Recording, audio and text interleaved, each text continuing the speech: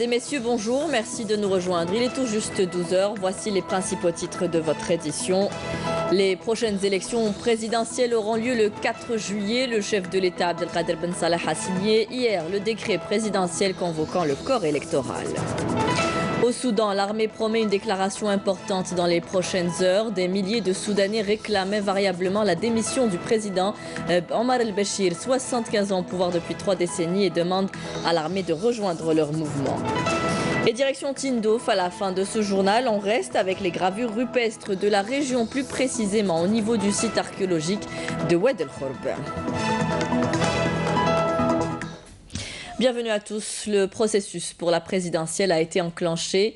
Les élections auront lieu le 4 juillet prochain. Le chef de l'État a convoqué hier le corps électoral. Abdelkader Ben Salah met ainsi en branle le processus qui permettra de combler le vide institutionnel né de la démission du président de la République, Abdelaziz Bouteflika. Dernier jour de la visite du vice-ministre de la Défense nationale, chef d'état-major de l'ANP, le général de corps d'armée Ahmed Gaïd Saleh en 2e région militaire à Oran. Le général de corps d'armée a entamé cette visite de travail et d'inspection dans le cadre du suivi de l'état d'avancement de l'exécution du programme de préparation au combat pour l'année 2018-2019 à travers l'ensemble des unités de l'ANP dans toutes les régions militaires. Sur la crise libyenne, dans le cadre des efforts déployés par l'Algérie pour aider à mettre fin à l'escalade militaire en Libye, Sabri Boukadoum, le ministre des Affaires étrangères, a eu dans la soirée d'hier un entretien téléphonique avec son homologue libyen, Mohamed Tahar Siala, au cours duquel le chef de la diplomatie algérienne a renouvelé la solidarité pleine et entière de l'Algérie avec le peuple libyen. Sabri Boukadoum a également fait part à son homologue libyen de la grande préoccupation de l'Algérie face aux dangers qui guettent la Libye et toute la région du fait de la grave détérioration de la situation sécuritaire dans ce pays frère, réitérant l'appel à la retenue lancé par l'Algérie à toutes les parties libyennes, les exhortant à favoriser la voie du dialogue et de la réconciliation. Le chef de la diplomatie algérienne a informé le ministre des Affaires étrangères libyen de l'initiative algérienne de convoquer sans délai la tripartite composée des pays voisins, Algérie, Tunisie et Égypte, sans délai, de même qu'il a mis au courant de la quintessence des entretiens téléphoniques qu'il a eus à ce sujet dans la même journée avec ses homologues de Tunisie, Meis Djinaoui, et d'Égypte, Samah Choukri, ainsi qu'avec Rassen Salamé, le représentant spécial du secrétaire général de l'ONU pour la Libye. Pour sa part, le ministre des Affaires étrangères libyen a exprimé sa haute appréciation des efforts de l'Algérie pour transcender la situation difficile que traverse son pays, réitérant la reconnaissance à l'Algérie pour ses positions solidaires et constantes auprès du peuple libyen. Et toujours sur la situation libyenne, le secrétaire général de l'ONU, Antonio Guterres, a réclamé mercredi un cessez-le-feu en Libye afin d'éviter une bataille sanglante à Tripoli après une réunion à huis clos du Conseil de sécurité qui devrait adopter prochainement un texte poussant à l'arrêt des combats selon des diplomates. On revient en Algérie pour ouvrir une page sur le développement local. L'entreprise Alaoui pour la production d'aliments de bétail et d'œufs implantée à Khenchla produit jusqu'à 700 000 tonnes d'aliments de volaille et jusqu'à 22 millions d'œufs par an. Cette usine assure même l'exportation vers la Libye avec un objectif de 4 millions d'œufs en mai prochain. Céline Ben Saïdi. Avec une production de plus de 70 quintos-heure, soit 700 000 tonnes d'aliments de volaille jour, l'entreprise Alaoui pour la production d'aliments de bétail et d'œufs implantée à Khenchla couvre les besoins des éleveurs avicoles de la région et des wilayas limitrophes. Cette industrie a créé plusieurs postes d'emploi et arrive même à exporter sa production vers les pays voisins. Cette usine produit 3 variétés d'aliments de volaille pour les poules pondeuses, le poulet de chair et le veau d'engraissement. Avant de rejoindre cette usine, je ne travaillais même pas. Je suis très satisfait. Nous étions au chômage avant. Cela fait 3 ans que nous avons rejoint cette usine. Leader national de la filière avicole, cette industrie a produit au cours de la dernière saison agricole 40 millions d'œufs et a même assuré l'exportation vers la Libye. Cette entreprise produit 61 000 œufs jour, soit une production de 22 millions d'œufs par an. Nous avons exporté plus d'1 700 000 œufs vers la Libye. Nous comptons atteindre 4 millions d'œufs en mai prochain. Nous avons un contrat de partenariat pour l'exportation de 4 millions d'œufs. Nous avons réussi à exporter plus d'1 million. Nous comptons assurer 4 millions les 2 prochains mois. À travers cette production, l'usine Alaoui vise à couvrir le marché national en matière d'œufs et de viande blanche, ce qui contribuera largement à l'équilibre des prix et offrira une grande variété de choix. Dans la wilaya d'Ilizi, les travaux en cours pour la rénovation de la RN2, axe névralgique pour l'économie de cette wilaya du sud du pays, sont en voie d'achèvement. En attendant l'ouverture à la circulation la semaine dernière d'un premier tronçon soulage les nombreux chauffeurs routiers ainsi que les automobilistes. Kelly Maïfa. Du bitume fraîchement étalé sur l'axe routier le plus fréquenté de la wilaya d'Ilizi. Il s'agit de la RN2 qui relie le chef-lieu de wilaya à Bourj Omar Idriss, dont un tronçon d'une centaine de kilomètres entre Ilizi et Oued Semman a été ouvert à la circulation après plusieurs semaines de travaux. Le premier tronçon de la RN2 entre Oued Semman et Ilizi sur 100 km est ouvert à la circulation. En fait, cette route est un axe névralgique et vital pour l'économie locale et le déplacement des habitants de la région. Plus de 5000 véhicules, dont 50% de poids lourds, fréquentent quotidiennement la RN2, une route qui, une fois rénovée, permettra de réduire considérablement le temps de trajet entre les villes d'Ilizi et de Ouergla. Après la fin des travaux, on gagnera beaucoup de temps dans le trajet entre Ilizi et Ouergla. Avec cette route, tout sera disponible ici, grâce aux poids lourds qui pourront la sillonner tout au long de l'année. Maintenant, le nouvel hôpital et les écoles en construction seront desservis par cette route qui rend service à tout le monde.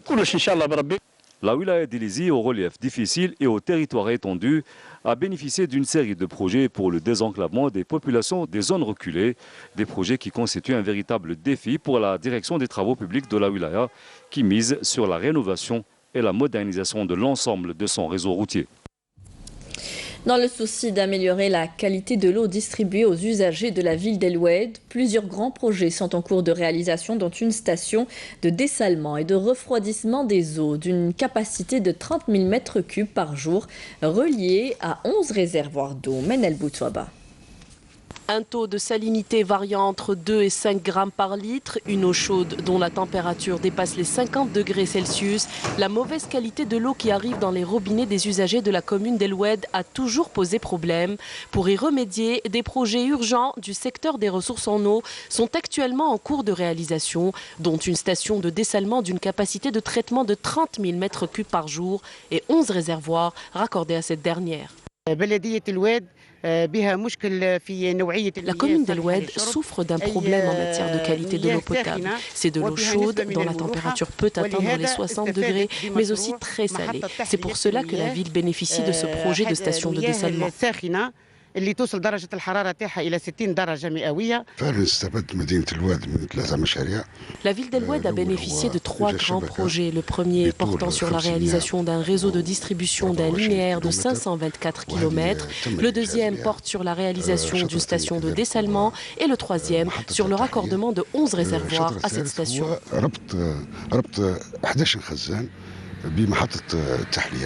Le projet comprend notamment 2 grands réservoirs pour réguler la distribution, un système de refroidissement ainsi que d'autres équipements destinés à l'épuration des eaux. La station permettra de baisser la salinité de l'eau de 2 à 0,6 grammes par litre. Le taux d'avancement des travaux pour ce qui est du génie civil a atteint les 94%. Pour ce qui est des équipements, il a atteint les 45%. Quant au réseau qui raccorde les réservoirs aux usagers, il a été achevé en 2016. Il est actuellement en cours de réhabilitation. Ce projet de dessalement des eaux albiennes permettra d'améliorer la qualité de l'eau distribuée, d'augmenter la capacité de stockage et de prévenir toute pénurie en prévision de la saison estivale. Une importante opération de raccordement de 1300 foyers au réseau de gaz de ville a eu lieu hier à Ain Defla. L'opération, qui a touché 3 communes de la wilaya, à savoir Lataf, Djlida, Hassainia, s'inscrit dans le cadre d'un important programme qui touchera 25 000 foyers. Hassiba Abdallah.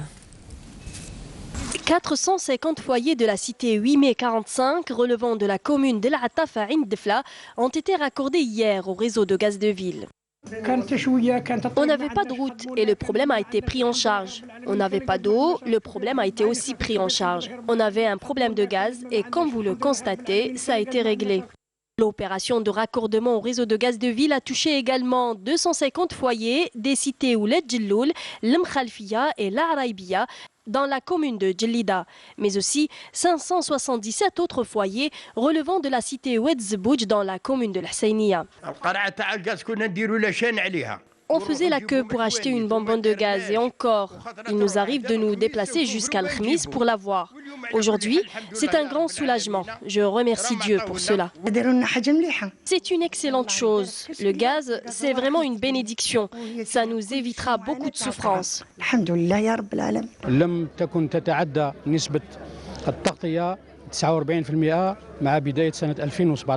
La couverture en gaz de ville ne dépassait pas les 49% au début de 2017. Nous avons donc lancé un important programme de raccordement de plus de 25 000 foyers qui a donc pour objectif d'atteindre une couverture avoisinant les 70% dans une première étape. Aujourd'hui, parmi les 25 000 foyers, près de 13 000 sont actuellement raccordés, dont les 1300 foyers de l'opération d'aujourd'hui. Donc, il reste 12 000 foyers à raccorder. Les travaux sont en cours et à la fin de ces derniers, le taux de raccordement au réseau de gaz de ville s'élèvera à 70%. Les opérations de raccordement au réseau de gaz de ville se poursuivent jusqu'à ce que les objectifs soient atteints.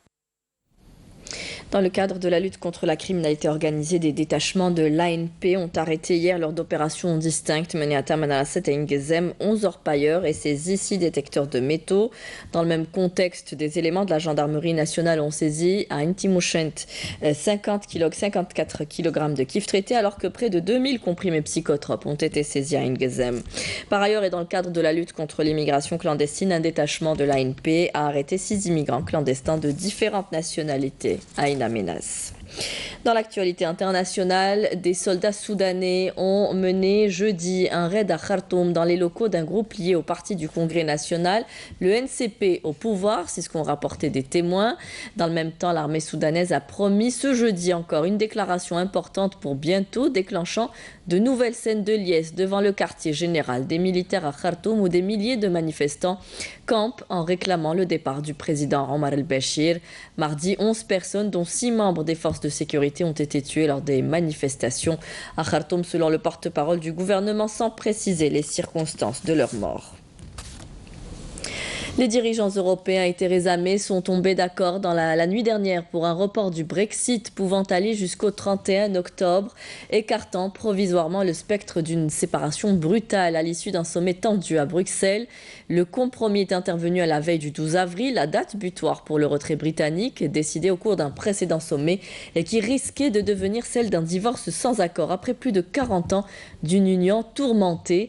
La dirigeante britannique conservatrice a annoncé qu'elle allait s'adresser aux députés aujourd'hui et poursuivre les discussions avec l'opposition travailliste pour tenter de trouver un compromis à même de rassembler une majorité parlementaire. La crise au Venezuela, ce pays ne peut pas actuellement avoir accès à sa monnaie de réserve au sein du Fonds monétaire international ou formuler une demande d'aide à l'institution en l'absence d'une position claire sur la reconnaissance légitime d'un président vénézuélien, affirme le FMI. La Russie et la Chine ont dénoncé de leur côté lors d'une réunion au Conseil de sécurité de l'ONU l'ingérence des États-Unis dans les affaires intérieures du Venezuela, évoquant une tentative destinée à renverser le gouvernement légitime de Nicolas Maduro. Et cette grande découverte scientifique prédite par la théorie mais jamais directement observée, les trous noirs apparaissent pour la première fois. Un rond sombre au milieu d'un halo flamboyant, Une équipe de scientifiques a révélé hier la véritable image de ce trou noir. C'est une grande percée pour l'humanité, s'est enthousiasmé depuis Bruxelles Carlos Medas, le commissaire européen chargé de la recherche. Le premier monstre cosmique à s'être laissé capturer a été débusqué au centre de la galaxie M87 à environ 50 millions d'années-lumière de la Terre. Une distance qu'on peine à s'imaginer. Retour en Algérie avec du football. L'USM Blabès et le Nef du CND ont fait match nul 0 partout pour le compte de la mise à jour de la 22e journée du championnat de Ligue 1 mobiliste de football disputé mercredi au stade de CD Blabès. Le Nef se hisse à la 6e place avec 34 points et 2 matchs en moins à jouer face à l'AS Ain Lila et le Paradou AC. Wahiba Sbehi est une ancienne championne en gymnastique qui s'est reconvertie en juge international. Ambitieuse, l'athlète ne s'arrête pas là et poursuit ses études pour décrocher un doctorat en pharmacie. Wahiba Belhawa l'a rencontrée.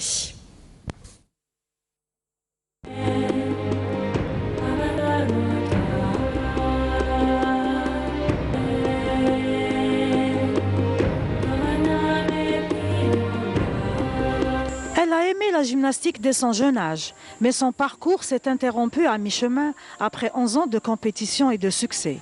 Un accident survint en plein entraînement pour mettre fin à une carrière prometteuse.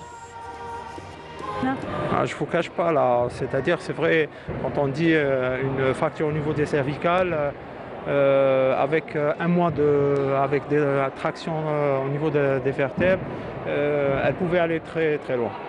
Elle a beaucoup de volonté. La preuve, elle est là, elle est toujours avec nous et je lui tire chapeau. Wahiba Sbehi s'est reconvertie à l'arbitrage pour tracer les premiers pas d'une carrière en or. J'ai débuté ma carrière en tant qu'arbitre international en 2006, après avoir passé avec succès l'examen d'arbitrage qui s'est déroulé ici à Alger. Et puis depuis, je suis juge international. Je suis actuellement 3e degré. C'est-à-dire, j'ai débuté par la catégorie 4. Après, parce qu'il ne faut pas oublier que nous, on ne peut pas être juge international depuis, c'est-à-dire à vie. On est censé de refaire l'examen chaque 4 ans. C'est-à-dire, chaque 4 ans, il y a chaque 4 ans des changements dans le code de pointage, juste après les Jeux Olympiques. Et tout le monde est tenu de repasser l'examen. Réputation qui dépasse les frontières algériennes. Elle est reconnue au niveau de la FIG. Elle a fait plusieurs compétitions internationales, championnat du monde de Qatar. Elle a fait les 2. On a été invité à la Kulihal pour faire le championnat asiatique au Japon. Et elle a été invitée aussi à Bakou, dernièrement en 2018 au mois d'août. Elle a fait les Jeux méditerranéens, elle a fait les championnats d'Afrique, elle a fait toutes les compétitions Et d'ailleurs, c'est la seule juge qu'on a actuellement, juge international, je parle, hein, c'est pas de la catégorie. Du juste au corps au laboratoire, un domaine professionnel qui lui tenait à cœur. Alhamdoulilah, j'ai eu mon bac avec une mention qui m'avait permis de choisir la spécialité que je voulais. J'ai fait pharmacie. Une fois que j'ai terminé mes études, j'ai passé un concours de spécialité. Je l'ai eu avec un bon classement qui m'avait permis de choisir la spécialité tant voulu, à savoir la toxicologie. Donc j'ai fait pratiquement 4 ans à l'hôpital Mayou de Bab el Oued. Juste après, on avait passé l'examen de fin d'études, je l'ai obtenu et suite à ça, j'ai occupé un poste de pharmacienne assistante en service de biochimie du CHU de Tizi Ouzou. J'avais pris une décision de quitter carrément le public et de m'installer, d'ouvrir un laboratoire d'analyse médicale. Wahiba Sbehi, une histoire d'un parcours plein de succès et de persévérance. Histoire d'une femme au service du sport et des malades. Zoom ce matin sur un métier rare et difficile. Je parle des fondeurs d'art. Samir Hamitouche en est un. Il a repris l'atelier de son père, hérité de son grand-père. Vous l'aurez compris, c'est une histoire de famille. Il est tombé très jeune dans cette passion qui l'habite toujours. Il forme et restaure des œuvres d'art et la relève semble déjà assurée. Le reportage de Lamia Boudbouda. Entre la fonderie d'art et Samir Hamitouche, c'est une histoire de passion. La fonderie d'art est le procédé de formage d'œuvres d'art à partir de pièces originales et rares. De grands-parents bijoutiers et un père artisan fondeur qui lui ont permis de connaître les ficelles du métier. C'est le métier de mes ancêtres. C'est pour ça que ça m'a inspiré autant que quand j'étais enfant. كي نجوز لي فاكونس نروح للكامبينغ ولا نجي لاتيلي نجي نشوف ça me passionne de rien du tout d'un robinet de rien du tout on fait des objets هكذايا d'art. L'une des premières étapes consiste à prendre l'empreinte de l'objet grâce à un moulage au sable.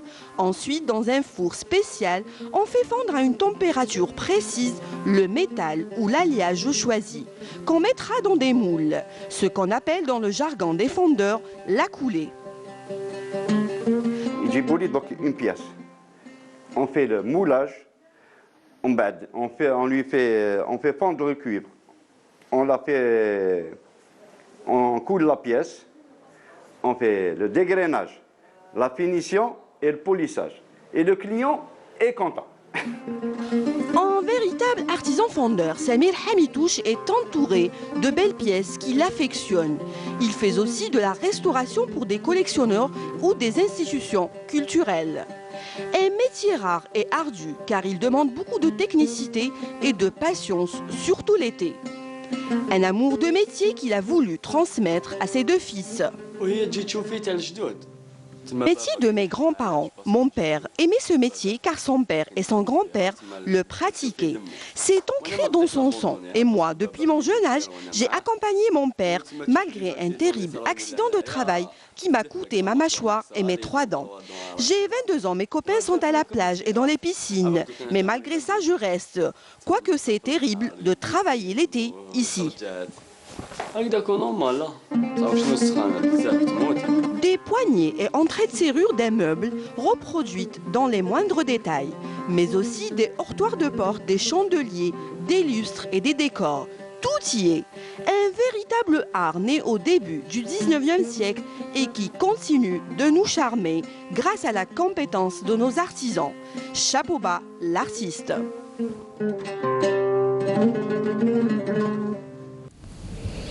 Au nord-est de Tindouf, le site archéologique de Oued El Khorb renferme des tumulus préhistoriques, des gravures rupestres et surtout des peintures uniques par la portée des symboles qu'elles cristallisent. Canal Algérie met pour la première fois la lumière sur ces sites inaccessibles connus des seuls nomades de la région de Oumlassel. Le reportage est signé à Rahim Abdelaziz. Au nord-est de Tindouf s'étend le site mégalithique de Oued El Khorb. À quelques encablures des tumulus, on découvre la falaise de grès qui surplombe l'Oued. Celle-ci abrite d'énigmatiques symboles. Il s'agit de l'unique station de peinture rupestre au niveau du parc de Tindouf. Il y a plus de 4000 ans, l'homme de Oumlassel a inventé ces symboles pour communiquer dans ce milieu où dominait naguère la savane.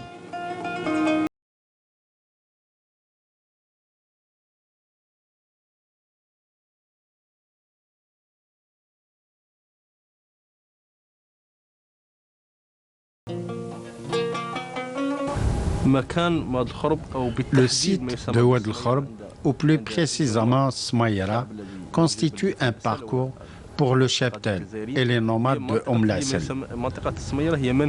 À la fin de chaque saison d'été, ils s'y établissent grâce à l'abondance des plantes fourragères. El Khorb est aussi un site rupestre. À même Oued El Khorb, on découvre aussi des dalles de basalte renfermant des gravures rupestres de la période camélienne. Il s'agit bel et bien de la période où l'homme a dompté le dromadaire pour en faire un moyen de communication.